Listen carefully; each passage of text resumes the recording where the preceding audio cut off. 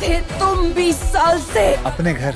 इसको touch role दे दिया तो हमें खा जाएगी। अरे वो पुरानी चावल। হ্যালো বন্ধুরা, কি অবস্থা, কেমন আছেন সবাই? তো যাই হোক, ফাইনালি মুক্তি পেয়েছে আপকামিং ইন্ডিয়ান হিন্দি ল্যাঙ্গুয়েজের romantic comedy drama film welcome to the jungle. Recently সিনেমাটি আমি দেখেছি, আই নো মে থোড়া লেট হো সরি। তো চলুন দেখা যাক কেমন হয়েছে এই সিনেমাটি।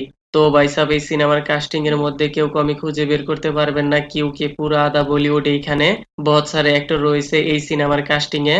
এনিওয়েজ, সিনেমার স্টোরি লাইন যেভাবে প্রেজেন্টেশন করা হয়েছে মোটামুটি ঠিকঠাকই লেগেছে, বাট দিমাগ লাগানোর কোনো দরকার নেই। লজিক্যালি সিনেমার স্টোরি লাইনে তেমন একটা কিছুই নেই, লেকিন যেভাবে সিনেমার স্টোরি লাইনে confusion, situational comedy, curiosity, dialogue presentation করা হয়েছে, আপনি টোটালি হুক হয়ে থাকবেন।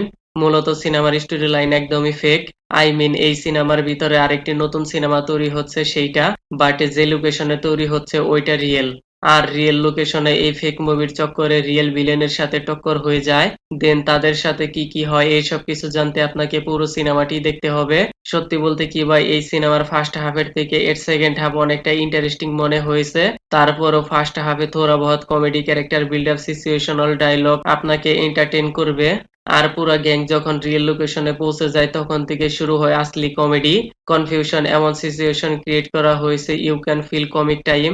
আর যারা অক্ষয় কুমারের ফ্যান রয়েছে, আই হোপ এই সিনেমাটি তাদের নস্টালজিয়া ফিল করাবে। কি পুরনো সেই ওজি অক্ষয় আপনি স্ক্রিনে দেখতে পাবেন, তাও আবার এক নয় ডাবল রোল দেখতে পাওয়া গেছে, তা তো ট্রেইলারে আগেই বলা হয়েছিল। আর ক্লাইম্যাক্সে তারা যখন দুইজনের সামনাসামনি থাকবে, ওই পিকওয়ালা মোমেন্ট আপনি ফিল করতে পারবেন। সিনেমার মধ্যে কমির কথা কি আর বলবো, যেহেতু সিনেমাটি আনলজিক, তারপরও বেশ কিছু অ্যাক্টরদের স্ক্রিন টাইম অনেকটাই কম লেগেছে। তাদের মধ্যে পরেশ রাওয়াল ইয়ানি বাবু ভাইয়া, তার তেমন একটা ডায়লগ কমেডি সিন দেখতে পাওয়া যায়নি। আদার অ্যাক্টরদেরও স্ক্রিন টাইম অনেকটাই কম দেখা গেছে।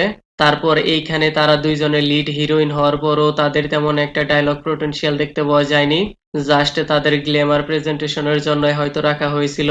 আর সিনেমার মধ্যে 3-4টা সং রয়েছে, তেমন একটা ইম্পর্টেন্স নেই, একবার দেখো আর ভুল যাও। এই সব কিছু লজিক বাদ দিয়ে আপনি যদি অক্ষয়ওয়ালা angle, moment, scene, dialogue presentation, acting আপনাকে পুরো সিনেমার ব্যাকবোন ফিল করাবে। বাই দ্য ওয়ে, ওভারঅল সবকিছু মিলিয়ে it's a good watch movie. তো যাই হোক, আমি আর কিছু বলবো না, দিস ইজ মাই ওপিনিয়ন। ফ্যামিলির সাথে দেখতে পারবেন, and kindly subscribe my channel. Okay then, ভিডিওটি কেমন লেগেছে আপনার? ধন্যবাদ, দেখা হবে পরের ভিডিওতে।